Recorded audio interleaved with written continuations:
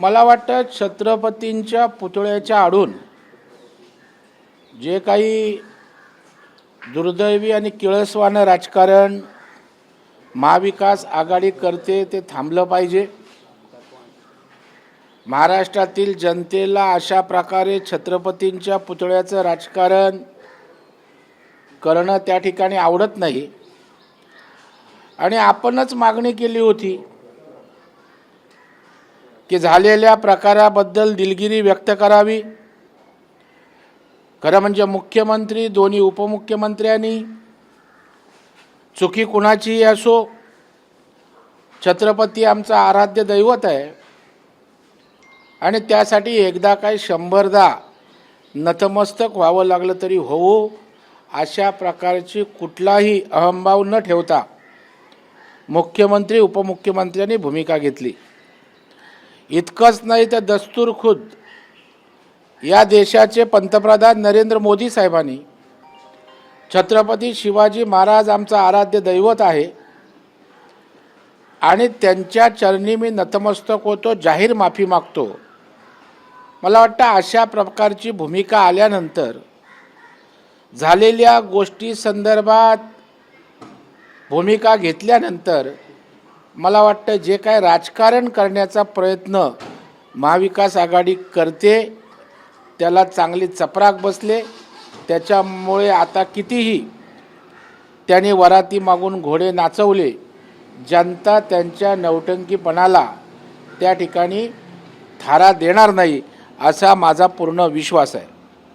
परंतु सर, विरोधक एकीकडे तुम्ही म्हणतायत की पंतप्रधान नरेंद्र मोदी यांनी माफी मागितली, परंतु विरोधक म्हणतात की माफी मागताना पण पंतप्रधान मोदी यांनी राजकारणामध्ये आणलं, सावरकरांना मध्ये घातलं। मला वाटतं ज्यांच्या नसानसात केवळ राजकीय अभिनिवेश भरलाय, ज्यांच्या दृष्टीत राजकीय कावीळ झाले, त्यांना सगळं जगच राजकीय दिसणार। त्याच्यामुळे पंतप्रधानांची भूमिकासुद्धा त्यांना राजकीय दिसणारच, कारण ते राजकीय काविळीने पूर्णपणे ग्रस्त आहेत।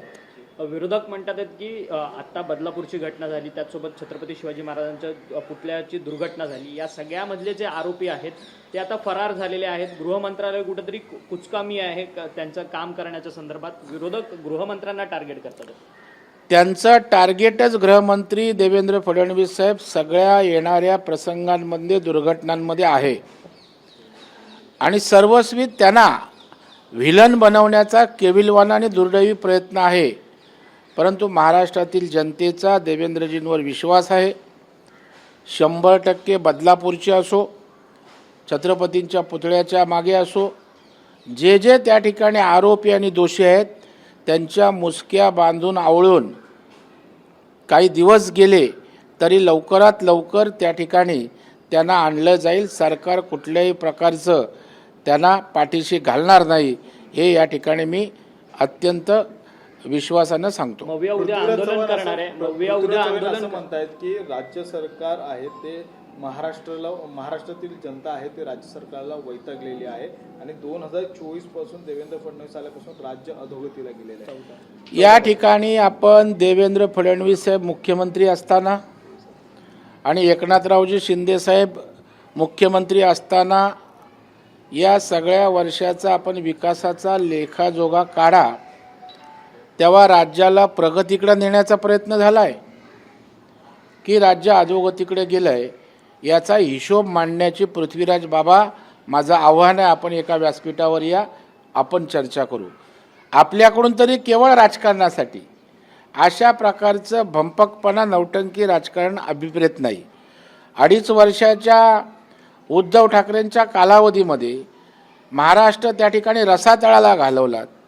विकासाचं कुठल्याही प्रकारचं ठोस दिसेल असं काम नाही, त्यावर आपण भाष्य करत नाही, कारण तुम्ही पूर्णपणे महाविकास आघाडी राजकीय त्या ठिकाणच्या भूमिकेने पछाडलेले आहात। दरेकर साहेब, आपण पाहिलं तर भाजपचे प्रवक्ते गणेश हाके यांनी आज एक वक्तव्य केलं की राष्ट्रवादी बरोबरची युती ही दुर्दैवी।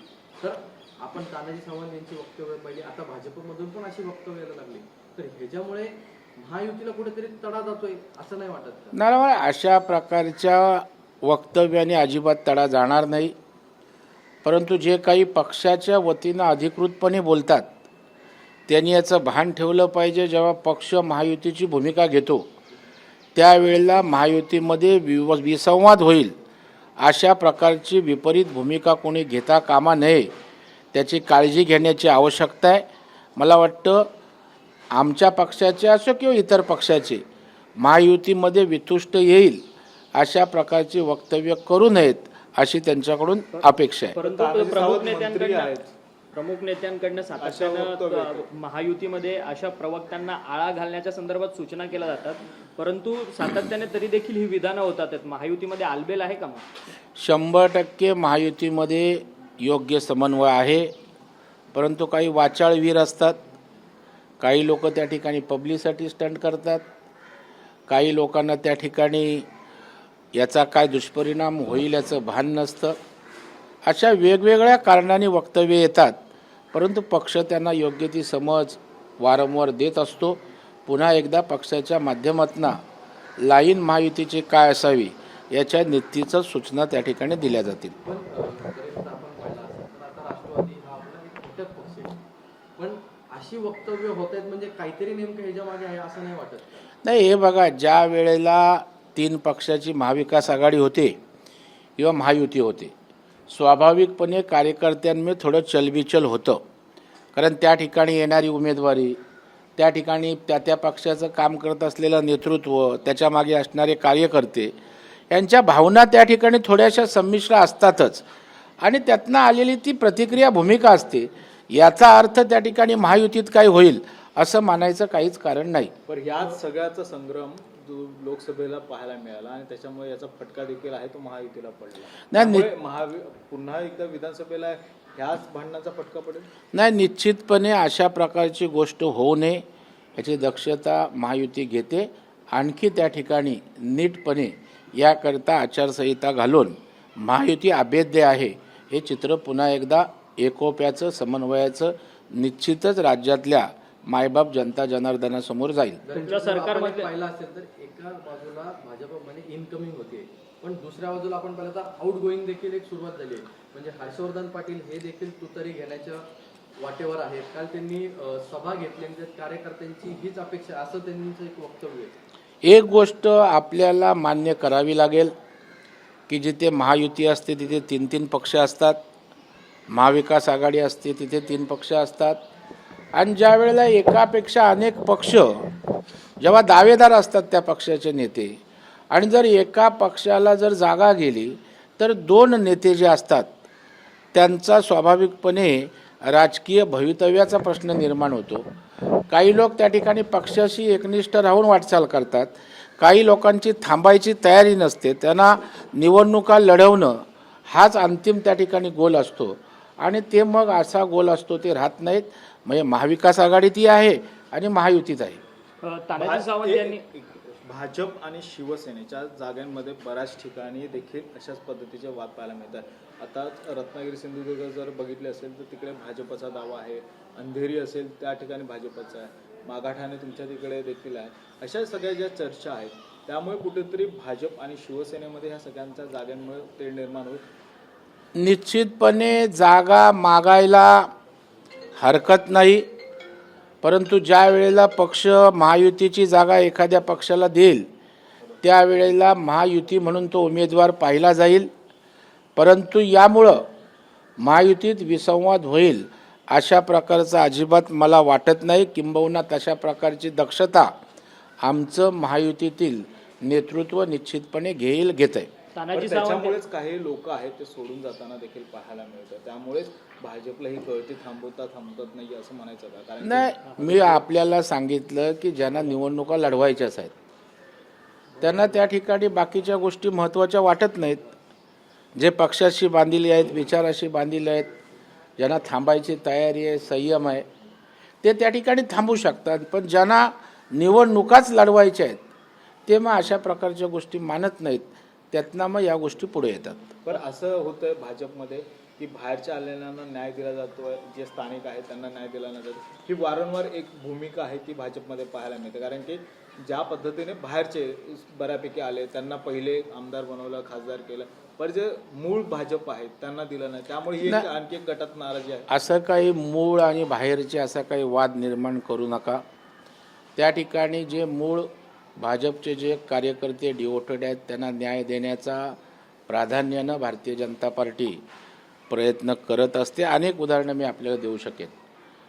जुन्यांचा सन्मान होत असतो, परंतु राजकीय गणित समीकरणं जिंकण्याच्या दृष्टीनं, सामाजिक दृष्टीनं, भौगोलिक दृष्टीनं त्या ठिकाणी महत्त्वाची असतात आणि ती जमवत असताना त्या विषयाला प्राधान्य देत आपल्याला अशा प्रकारचं नव्यांनासुद्धा सामावून घ्यावं लागतं. परंतु भारतीय जनता पार्टीची सातत्यानं भूमिका राहिली की जे जुने निष्ठावंत कडवट आहेत त्यांना प्राधान्य द्यायचं, त्यांना पक्षाच्या सगळ्या प्रक्रियेत असेल महत्त्वाचं स्थान, त्यांचा सन्मान करायचं, हा मूळ आमचा उद्देश आणि भूमिका आहे. हे भौगोलिक जमवण्यासाठीच कुठेतरी तडजोड करावी लागते, त्याचमुळेच कार्यकर्ता नाराज होतो. नाही, मी आपल्याला म्हटलं ना की जेव्हा राजकारण आहे, एकापेक्षा अनेक उमेदवार, अनेक पक्ष असतात, त्यावेळेला तडजोडीचं राजकारण असतं आणि तडजोडीच्या राजकारणामध्ये ज्यांचं नुकसान होतं, ज्यांना न्याय मिळत नाही, ते अशा प्रकारची भूमिका घेत असतात. महाविकास पण आपण हर्षवर्धन पाटील यांना दिल्लीमध्ये सहकार क्षेत्राचे अध्यक्ष बनवलं, म्हणजे पक्षाने सर्व दिलं तरी देखील वेगळा निर्णय घेणं हे कितपत योग्य वाटतं. आणि ते पाहिलं असेल तर काँग्रेसमधून भाजपत आले, आता भाजपमधून तुतारी हाती घेतील अशी शक्यता आहे. यामुळे त्यांच्या पण व्यक्तिमत्वाला कुठेतरी तडा जातो. सहकार क्षेत्राचं अध्यक्षपद असं कुठलं अध्यक्षपद नाही आहे. अखिल भारतीय साखर कारखान्यांचा जो महासंघ आहे, त्या महासंघाचं अध्यक्षपद त्यांना त्या ठिकाणी दिल्याची मोठी जबाबदारी आहे. कारखानदारीचं नेतृत्व करण्याची जबाबदारी. हर्षवर्धन एक महत्त्वाचे नेते म्हणून सुद्धा भारतीय जनता पार्टीच्या टीममध्ये त्यांचं स्थान आहे. शेवटी आता तिथली जागा सिटिंग आमदार भरणे आहेत, राष्ट्रवादी मागते, त्यातनं तो वाद पुढे आला आहे. हर्षवर्धनजींना त्या ठिकाणी समजावण्याचं किंबहुना नेमकं आपली काय भूमिका घेतोय या संदर्भात देवेंद्रजी फडणवीस साहेब निश्चितपणे चर्चा साधतील. कालही कोर कमिटीत आम्ही त्यांचं महत्त्व त्या ठिकाणी आमच्या कोर कमिटीत अधोरेखित केलं, चर्चा केली. त्याच्यामुळे त्यांच्याशी चर्चा सुरू आहे. हर्षवर्धन जाऊ नये अशी भारतीय जनता पार्टीची मनापासून इच्छा आहे. एक क्षमतेचा, ताकदवान आणि परिपक्व असा नेता आहे, तो जाऊ नये या भूमिकेतनं आम्ही काम करतोय. महायुतीमध्ये आता जागा वाटपाची देखील चर्चा सुरू आहे. कारण की काल राष्ट्रवादीचे अध्यक्ष असलेले अजित पवार यांनी त्यांच्या कार्यकर्त्यांना संबोधित करताना म्हटलं की आपल्याकडे 54 आमदारांचं पाठबळ आहे आणि आपल्याला 60 आपल्यासोबत आमदार, सिटिंग आमदार येऊ शकतात. त्यामुळे तेवढ्या जागांवर दावा करावा, दावा आहे असं त्यांचं म्हणणं आहे. पण दुसरीकडे त्यांच्याच पक्षातले नेते भुजबळ म्हणतात आहेत की आम्ही 60 जागा नव्हे तर आम्ही 80 आणि 90 जागा मागू, जेणेकरून आम्हाला आमचा परफॉर्मन्स जो आहे तो सेटल करण्यात येईल. कोणाच्या वक्तव्याला अधिकृत महत्त्व द्यावं याचे काही संकेत आहेत. मला वाटतं राष्ट्रीय अध्यक्षांनी भूमिका घेतलेली त्या भूमिकेला अधिकृत किंवा त्या भूमिकेत तथ्य आहे असं आपण मानत असतो. त्याच्यामुळं अजित पवारांच्या भूमिकेसमोर छगन भुजबळ यांनी भूमिका जी घेतली ती त्या ठिकाणी रास्त आहे, अधिकृत आहे असं मला वाटत नाही. तानाजी सावंत यांचा एक व्हिडिओ जो आहे तो व्हायरल होतोय. बार्शीमध्ये ते दौऱ्याला असताना त्यांनी शेतकऱ्यांची थेट अवकातच काढलेली आहे. सध्या तो व्हिडिओ सोशल मीडियावरती मोठ्या प्रमाणात व्हायरल होतोय. खरं तर महायुतीमधल्याच नेत्यांनी, मंत्र्यांनी अशी वक्तव्य करून महायुतीला बाधा पोहोचवत नाही असं वाटत नाही? नाही, मला वाटतं शेतकऱ्यांचा सगळ्यांनी सन्मान केला पाहिजे. कुठल्याही वक्तव्यानं महायुतीच्या यशस्वी वाटचालीमध्ये काही अडथळा निर्माण होईल असं जबाबदार नेत्यांनी, मंत्र्यांनी त्या ठिकाणी भूमिका घेता कामा नये. तानाजी सावंत हे वक्तव्याच्या बाबतीत त्या ठिकाणी बिंदास, बेधडक आणि कशाचा विचार न करता अनेकदा त्यांची वक्तव्य आलेली आहेत. त्यामागे भावना कोणाला दुखवायची नसते, कोणाचा अपमान करायची नसते. उलट पक्ष ते सामाजिक जाणीवेतनं आरोग्य विभागातही प्रचंड काम करतात. परंतु अशा प्रकारच्या वक्तव्यामुळे महायुतीत जनतेच्या मनावर विपरीत परिणाम होऊ शकतो, त्याची काळजी तानाजी सावंत किंवा अशा प्रकारच्या नेत्यांनी मंत्र्यांनी घेण्याची अत्यंत आवश्यकता शरद आहे. पवारांनी आपली Z+ सिक्युरिटी जी आहे ती नाकारली आहे. खरं तर ज्यावेळेस त्यांना Z+ सिक्युरिटी देण्यात येणार अशा चर्चा सुरू होत्या, अधिकाऱ्यांबरोबर बैठका सुरू होत्या, त्यावेळेस त्यांनी माध्यमांशी संवाद साधताना सांगितलेलं की माझ्यावरती पाळत ठेवण्याकरता, माझी संपूर्ण इन्फॉर्मेशन घेण्याकरता केंद्राकडनं ही Z+ सिक्युरिटी दिली जाते. काल दिल्लीमधल्या बैठकीमध्ये देखील त्यांनी अधिकाऱ्यांना प्रश्न विचारला की मला कोणता थ्रेट आहे हे सांगा, तर मी ती सिक्युरिटी ॲक्सेप्ट करतो. त्यांनी सिक्युरिटी नाकारली.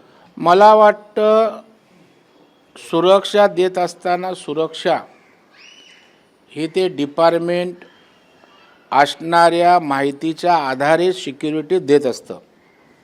सिक्युरिटी कोणाला हवी, कोणी मागितली किंवा कोणाला नको म्हणून त्यावर त्या ठिकाणी गृह खातं त्यांचं सुरक्षाविषयक इंटेलिजन्सचं डिपार्टमेंट असतं, ते भूमिका घेत नसतं. त्याच्यामुळे पवार साहेबांच्यासाठी सिक्युरिटीचे काही थ्रेट्स आहेत का, ही माहिती त्या ठिकाणी त्यांच्या खात्याकडे असेल.